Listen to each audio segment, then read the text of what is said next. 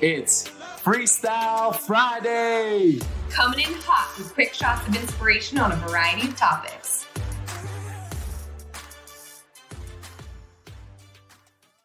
Okay. Today's episode I'm super excited about. This is an episode you're going to want to share with your people, with your network, maybe even share the link of the episode to friends, to family, to whoever, because people need to know this. And this episode was inspired by my friend Alacia as she just bounced from her corporate job, but she did an inspiring Instagram TV video live, and I watched it and I was like, that is amazing. And she dropped some facts in it. I was like, I need to share this. So I got a question for you. How many people do you think left the workforce in April 2021, April of this year? If you had to guess, and you know what's cool about podcasts? Someone could be listening to this. It could be 2023. They'll be like, gosh, years ago? I don't know. Most people will be listening, real time. But now that you've had a chance to guess, let's pause on it. What do you think? How many people in the U.S. left the workforce in April of 2021?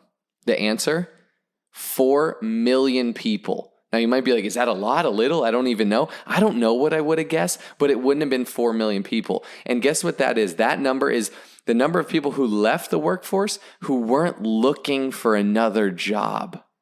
Whoa. So this isn't people like getting laid off or leaving or fired or whatever and going on unemployment or looking for another job. This is like, no, I'm leaving my job and I'm not going to look for another job. Now, what does that tell us? That likely means people are starting businesses, starting side hustles, chasing their passions, doing different things, starting businesses, right? Doing their own thing, starting their own thing. And what does this go back to? I think 2020 really shook us up. It was a wake-up call. There's good, there's bad, there's ugly, there's beautiful, all in 2020, all in every year, right? But it was a huge wake-up call for a lot of us, right? We're forced to be home. We're forced to work from home. Now, all of a sudden, people are starting to go back into offices and they're like, I know we've been conditioned to go to school, get a job, get a safe, secure job, get benefits, sit at the desk 9 to 5, Monday through Friday, 50 out of 52 weeks a year. I know that's what we're conditioned to, but shoot, 2020 just shook me up. I worked from home. I realized it made me dig deep. It made me evaluate my life. It made me, spend some time with myself and understand, what do I want? And then in going back to work, to the desk, to the office, there's a lot more people now like, no, this isn't the life I was destined for. This is not what I'm meant to do. I'm not meant to sit here and work someone else's business, just to pay the bills, just to get by in something I'm not particularly passionate about. I think 2020, if there's a silver lining or a blessing there, it shook us up. It made us evaluate those things. Oftentimes it takes that deep pain point to drive us to, my life's going to look different moving forward. That is it. Enough is enough. I'm going to make a change. For things to change, I have to make a change.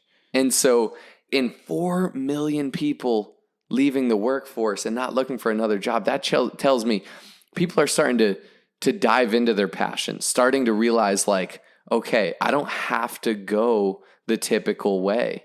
I don't have to go work for someone else. What do I love to do? What am I passionate about? What side hustle could I start? What business could I start? Did you know side hustles account for over $4 trillion of the U.S. economy? I read that somewhere. That's incredible. Additional streams of earnings and cash flow are incredible. Passion projects that start as side hustles and turn into potential businesses or full-time gigs or careers or callings. People are craving that. People are seeking that. That's what Sandy and I do for a living. We help people find a passion, chase a passion, usually in health and wellness and in empowerment and in coaching and leadership and training and self-development and professional development and growing as a person and helping other people do the same. That's what we do. And along the way, people grow themselves and then they watch their business grow. And so we've helped a lot of people start side hustles, start businesses. And we're starting to see, what do people want? People want freedom. People want autonomy. People want something they're passionate about. I was connecting with someone on Instagram literally this morning, and I was asking him, he started his own business, his car detailing business. And I was like, how's it going? How is everything? He's like, I just left my corporate job. I'm obsessed. I love it. He goes, I work harder. I work longer. I work smarter.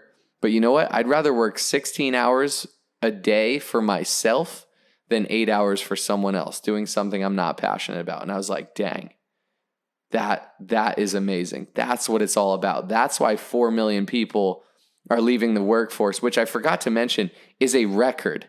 That is a new record. More people than ever have left the workforce and aren't going back. They're like, no, I'll find a way. I'll make it. A lot of times people think like, oh, what would happen if I left my job? Like I wouldn't have health insurance or benefits, or like, what if I chase my passion? Well, guess what? Sometimes you have to think, what's the worst case scenario? All right, let's say I started a business. And you know what? Sandy and I say this, you've probably heard this before. The only way to truly fail is to quit.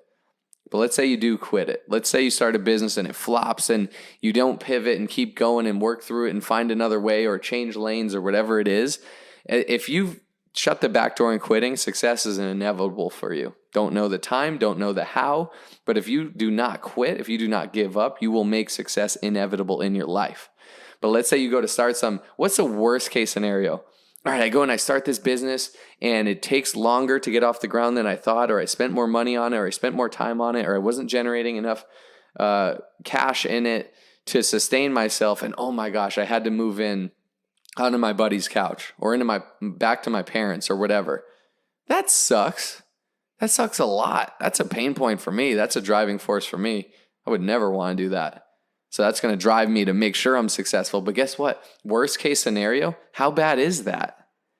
Like, gosh, you went for something and you chased it and you fell down and you failed. And guess what? Failure is only temporary if you get up and you keep going. But think like, okay, what's the worst that could happen? I mean, shoot, it's really not that bad. So don't be afraid to go for it. The people that change the world are the people crazy enough to think that they can. Elon Musk is like one of the best entrepreneurs in the world right now. One of the, I don't know if he's the wealthiest or what. I don't know how that works, but he's like one of the most influential, one of the people doing the most in the world that we see all the time, right? He co-founded or founded PayPal. He sold it, an automatic multi-millionaire. You know what he did with that? He took the money, he invested it in Tesla, he invested it in SpaceX, and he had to borrow money to pay his rent. That's entrepreneurship, right? That's like, I'm going to quit my job. I'm going to make it work. I'm going to make it happen. Ooh, I just hit it big. I'm going to keep building. I'm going to keep growing. I'm going to keep creating. And I'm going to figure it out. I'm going to have to borrow money for rent. I'm going to have to scrape by again until these things hit and these things hit. And that is so empowering and inspiring to me. But moral of the story, I guess, is that if you have something on your heart, a dream, a passion, a side hustle, something that's been, pulling at you, whatever that is, follow it, chase it. It was put on your heart for a reason. And find power in proximity. Gosh, 4 million people in the month of April left their job to do something else. That's pretty empowering. More and more people are doing that. We're seeing a new wave, a new age of the workforce, especially in the younger generations, that are like, you know what? I'm not built to sit at a desk and work for someone else for 40 years until I get my retirement. It's just not happening. And we're starting to see more and more people step out into an intentional life, into a purposeful life, into what they feel like they were called to do. So I want to empower you to follow that passion, to chase that passion, and know there's other people just like you doing it. You can do it. You can do it. And if you have questions for Sandy or myself, you can always feel free to connect with us. Instagram is one of the best ways. I'm at Wellness with Wade. Sandy's at SandyClaus7. And if nothing else, just empower you to just start, just go doing it, and know that there's a lot of people doing something similar, and let's find power in that. So go do your thing. Have a fabulous rest of your Friday. And until next time. Only those that can see the invisible can do the impossible. So remember, you are magnetic.